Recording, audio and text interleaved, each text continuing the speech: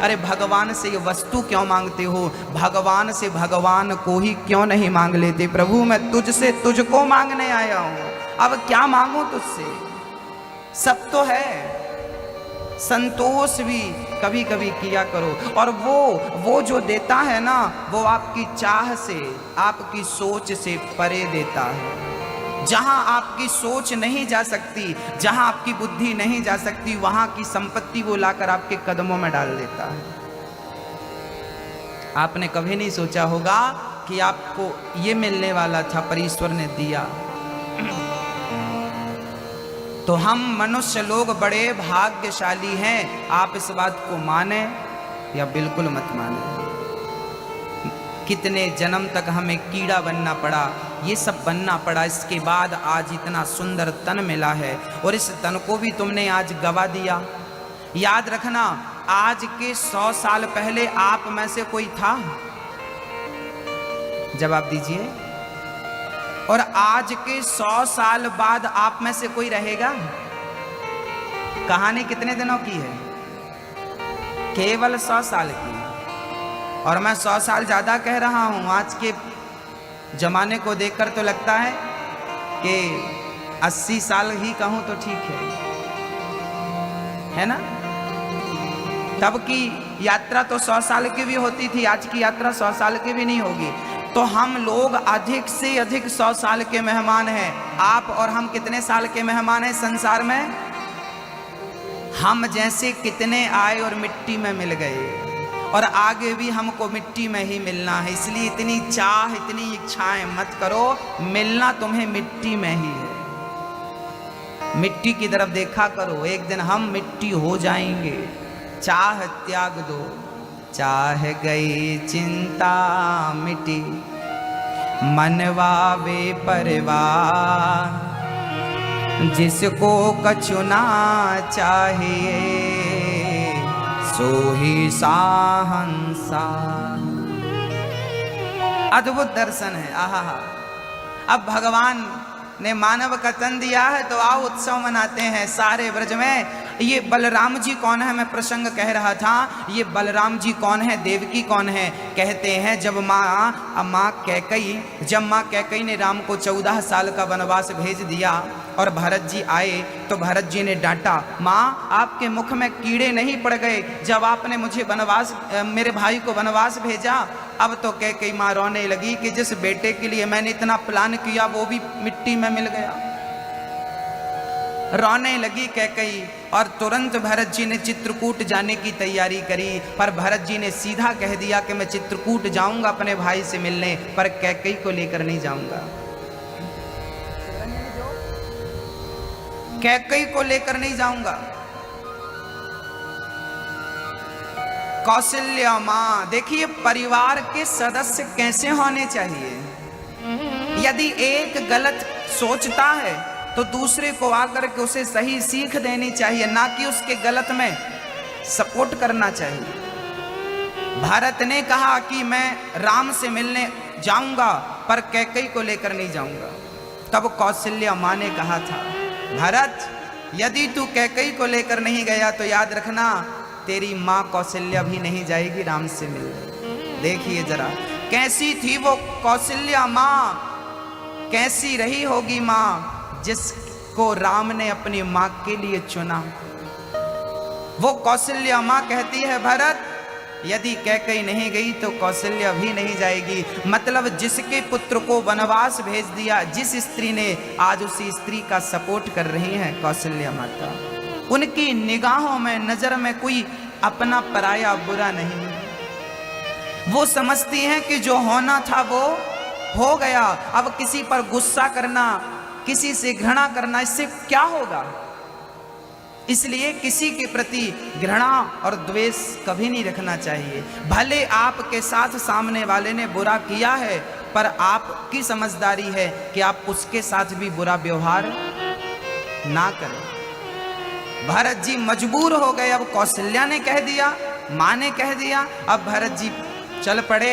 नंगे पांव भरत जी तीनों रानियां पालकी पे बैठी और भरत जी नंगे पांव अपने राम से मिलने गए। मैं आपने भरत जी का मिलन तो कई बार सुना होगा, आज मैं कैकई का मिलन सुनाता हूं आपको। जब राम भरत जी गए, पाहि नाच कहीं पाहि गुसाई, भूतल परिवल पुटकी नाई। भरत जी राम के चरणों में जंगल में जैसे ही राम का दर्शन हुआ, पैदल चलते चलते कई दिन बीत गए और जब राम के समक्ष श्री भरत जी महाराज पहुंचे, चरणों में गिर पड़े। भरत जी रोने लगे। राम जी ने हृदय से नहीं लगाया भरत जी को, क्योंकि लक्ष्मण जी ने कहा था कि राम जी ये माँ बेटे अच्छे नहीं हैं, पहले माँ ने घर से निकाल दिया और अब उसी माँ का बेटा आ रहा है, अब लगता है वो हमें जंगल में मारने का षड्यंत्र रच रहा है कि 14 साल बाद लौट के आएंगे तो फिर लड़ाई झगड़ा होगा, इसलिए जंगल में ही निपटाओ। तो ये भरत हमसे लड़ने आया है, मारने आया है। बार बार लक्ष्मण जी कह रहे थे और राम जी कह रहे थे, लक्ष्मण मेरा भरत ऐसा नहीं है जैसा तू सोच रहा है। लक्ष्मण जी ने कहा, आप आज्ञा करो, मैं एक बाण से भरत को मार डालूंगा। यदि उसने आपकी तरफ आंख उठाकर देखा तो। जब भरत जी गलत फहमियां हो गई ना लक्ष्मण जी को कि मां ऐसी है तो बेटा भी वैसा होगा, नागिन का बेटा तो नाग ही होता है, तो ये भी नाग होगा, हमें डसने आया है।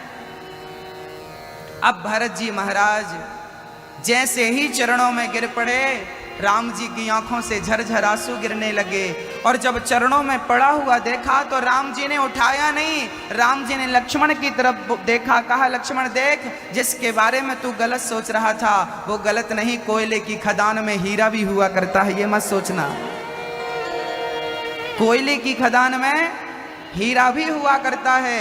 अब लक्ष्मण जी ने जब कहा कि प्रभु भरत चरणों में गिरे हैं, उठाओ, जब लक्ष्मण से पूछा राम ने कि क्या मैं उठा लूं, अभी तो तुम गुस्सा नहीं हो, हाँ हाँ, तुम्हारे प्रति भरत के अंदर कोई द्वेष घृणा तो नहीं है ना ना।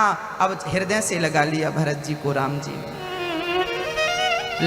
भरत जी रोने लगे, राम जी मुझे इस बात का दुख नहीं है कि मुझे पिताजी चल बसे, पिताजी मर गए, इस बात का मुझे दुख नहीं है। दुख इस बात का भी नहीं है कि आप जंगल में आ गए, दुख इस बात का नहीं है कि सीता माता जंगल में आ गई, दुख इस बात का नहीं है कि भैया लक्ष्मण जंगल में 14 वर्ष के लिए आ गए। दुख तो इस बात का है मेरे राम के आप नंगे पांव जंगल में घूम रहे हैं। सीता माता जब शादी कर कर विवाह करके आई तो कौशल्या माँ ने कमल के पुष्पों का पराग बिछाया था और जब सीता माँ चल रही थी उस पराग पर तो कमल की एक पंखुड़ी वहां पर रह गई थी। तो सीता माँ ने चिल्लाया, जोर से चिल्लाया। कौशल्या जी ने कहा बेटी क्या हुआ? तब सीता माँ ने कहा था माँ मेरे पाँव में ये कमल की पंखुड़ी चुभ गई। जो सीता माँ के चरणों में कमल की पंखुड़ी चुभती थी, आज वो सीता माता जंगल में नंगे पांव अपने पति के साथ रह रही है। मुझे इस बात का दुख है राघव कि आप नंगे पांव यहाँ पर विचरण कर रहे हैं और इसका जिम्मेदार मैं हूँ। भरत, मैं जिम्मेदार हूँ। मैं पैदा ही ना हुआ होता तो मेरे माँ के अंदर सत्ता का लोभ ना होता और लोभ ना होता तो आपको वनवास कभी ना होता। मैं इसका जिम्मेदार हूं। भरत जी रोने लगे। तब राम जी ने हृदय से लगाया, मत रो भरत। सबने राम से भेंट कर ली पर राम तो कैकेयी मां की तरफ देख रहे हैं। राम का मन नहीं लग रहा है दुनिया वालों से। प्रथम राम भेंटी कैकेयी, राम से सबने मिल लिया पर राम ने सबसे पहले भेंट कैकेयी माँ से करी। कैकेयी माँ की आंखें झुकी थी, सिर झुका था, आंखों में झरझर आंसू बह रहे थे। राम मुझे माफ कर दो, राम मुझे माफ कर दो, मैंने आपको वनवास भेजा, मुझे क्या पता था कि आपको इतना कष्ट। राम के पाँव को जब कैकेयी माँ ने देखा ना तो उनकी आंखों से अश्रुधार बहने लगे। राम मुझे माफ कर दो, मुझे माफ कर दो राम। राम ने हृदय से लगा लिया, माँ मुझसे माफी क्यों मांगती हो? आपने कोई अपराध ही नहीं किया। मैंने आपको माँ कहा है और माँ से कोई अपराध नहीं होता। कैकेयी माँ ने कहा कि मैं कैसे समझूं कि तूने मुझे माफ कर दिया। राम ने कहा माँ तुम जो चाहती हो आज मुझसे मांग लो। कैकेयी ने कहा राम यदि आपने मुझे माफ कर दिया है तो मुझे एक वचन दो। क्या वचन चाहिए माँ? राम ने कहा कैकेयी माँ क्या चाहिए? कैकेयी ने कहा राम यदि आपने मुझे माफ कर दिया है तो मुझे वचन दो कि अगले जन्म में आप मेरे पुत्र बनकर के पैदा होगे, आप मेरा बेटा बनकर जन्म लोगे। राम जी की आंखों में आंसू आ गए। माँ मैं तो इस जन्म में भी आपका ही पुत्र हूं ना राम, मेरे गर्भ से आप जन्म लो। जैसे कौशल्या माँ के गर्भ को आपने पवित्र किया, यदि माफ किया है तो मुझे वचन दो कि मेरे गर्भ से जन्म लोगे। राम ने कहा माँ मैं आपको वचन देता हूँ कि मैं आपके गर्भ से जन्म लूँगा, पर मैं आपसे ये भी कहना चाहूँगा कि मैं जन्म तो ले लूँगा आपके गर्भ से, पर मैं आपका कभी दूध नहीं पीऊँगा, क्योंकि दूध तो किसी और माँ का पीना है मुझे। अब तो राम जी वही कैकेयी इस जन्म में माँ देवकी के रूप में आई और राम ने जन्म तो लिया कृष्ण बनकर, पर दूध नहीं पिया। दूध पिया है माँ यशोदा का। अच्छा कैकेयी ने अगर ये वरदान ना मांगा होता तो कृष्ण राम की प्लानिंग यही थी कि वो यशोदा के ही पुत्र बनकर जन्म ले, पर अब प्लानिंग में थोड़ा सा बदलाव करना पड़ा और ये लीला फिर आगे बढ़ी। ये तो हो गई माँ देवकी की बात। अब मैं बात करता हूं बलदाऊ भैया की। ये जो कन्हैया जी के बड़े भाई हैं श्री बलराम जी, ये बलराम जी कौन है? ये पिछले जन्म के लक्ष्मण जी। 14 वर्ष तक लक्ष्मण जी ने नारी का त्याग किया, निद्रा का त्याग किया और भोजन का त्याग किया।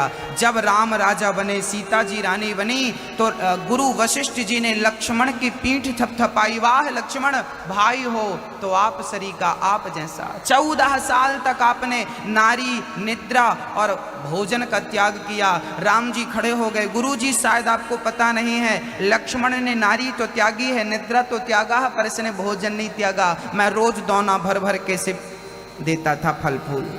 बोल लक्ष्मण आपने खाया कि नहीं? लक्ष्मण बोले प्रभु भैया मैंने 14 साल तक नहीं खाया। अरे तो मैंने तुम्हें दौना भर भर के जो दिया उसका क्या किया?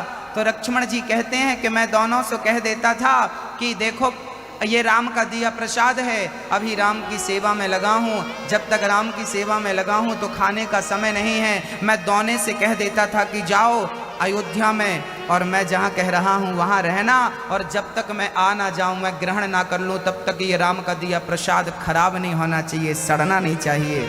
राम जी बोले कहाँ है वो सारे दोने? लक्ष्मण जी ने एक स्टोर रूम खोला तो राम के हाथों से दिए सारे दोने वहाँ पर पड़े थे। राम जी ने गिनती कराई, गिनती करी तो 4 दोने कम निकले। राम जी बोले लक्ष्मण आपने 4 बार तो भोजन किया है, देखो 4 दोने कम हैं। राम जी भैया, लक्ष्मण जी ने कहा भैया मैंने 4 बार भोजन नहीं किया, ये 4 दोने कम इसलिए हैं क्योंकि 4 बार आपने ही भोजन नहीं किया। मैंने? हाँ, जब आप खाते थे तो आप मुझे देते थे, आप ही नहीं खाएंगे तो मुझे क्या मिलेगा? तो आपने जब पहले दिन आपका वनवास हुआ उस दिन आपने कुछ नहीं खाया, पहला दाना वो कम। दूसरा दाना जब पिता की मृत्यु का समाचार आपने सुना उस दिन आपने दिन भर कुछ नहीं ग्रहण किया, उस दिन आपने नहीं खाया तो मैंने नहीं खाया। तीसरा दाना वो कम जब माता सीता का हरण रावण ने किया, पूरा दिन आपको सीता की खोज में निकल गया, उस दिन आपने कुछ नहीं खाया, मैंने कुछ नहीं खाया। तीसरा दाना वो कम। और चौथा दाना वो कम जब मेघनाथ ने मुझे शक्ति मारी, मैं आपकी गोद में पड़ा था, उस दिन आपने कुछ नहीं खाया, मुझे कुछ नहीं दिया। 4 दाने कम है। बाकी गिन कर देख लीजिए, पूरे 14 साल के पूरे दाने आपको मिलेंगे। राम की आंखों से झरझर आंसू गिरने लगे। वाह लक्ष्मण, 14 वर्ष तक साथ में रहकर मुझे पता ही नहीं चलने दिया कि मैं भूखा हूं। ये सेवा धर्म है, ये सेवा है, सबसे कठोर धर्म है सेवा। राम बोले लक्ष्मण, इस जन्म में आप छोटे बने थे इसलिए सेवा किया, अगले जन्म में तुम बड़े बनकर जाना, मैं छोटा बनकर तुम्हारी सेवा करके इस जन्म का ऋण चुकाऊंगा। और इसीलिए कृष्ण जी अब छोटे बन गए हैं, राम जी कृष्ण बनकर छोटे और लक्ष्मण जी बलराम बनकर बड़े बन करके प्रकट हुए। भगवान किसी का ऋण अपने पास नहीं रखते। यदि आपने किसी के साथ भी अच्छा किया है तो ईश्वर आपके ऋणी हो गए और उसका ऋण ईश्वर चुकाएंगे। भक्तों, राम कथा अनंत है, मैं राम कथा सुनाने लगूं तो समय हो जाएगा। जब राम जी केवट के पास पहुंचे, केवट से कहा, केवट भैया मुझे नाव में बिठाओ, पार लगा दो। केवट बोला, सरकार मेरी नाव बहुत छोटी है और लकड़ी की है, पत्थर की नहीं है। राम बोले, भाई नाव तो लकड़ी की ही होती है, पत्थर की थोड़ी होती है। केवट बोला, सरकार आपके चरणों में जादू है, पत्थर पर नाव पांव रखा था आपने तो वो पत्थर नारी बन गया था। मेरी नाव लकड़ी की है, पांव रख दी और नारी बन गई तो मेरी घरवाली झगड़ा करेगी, मैं तो थी दूसरी कहां से आ गई।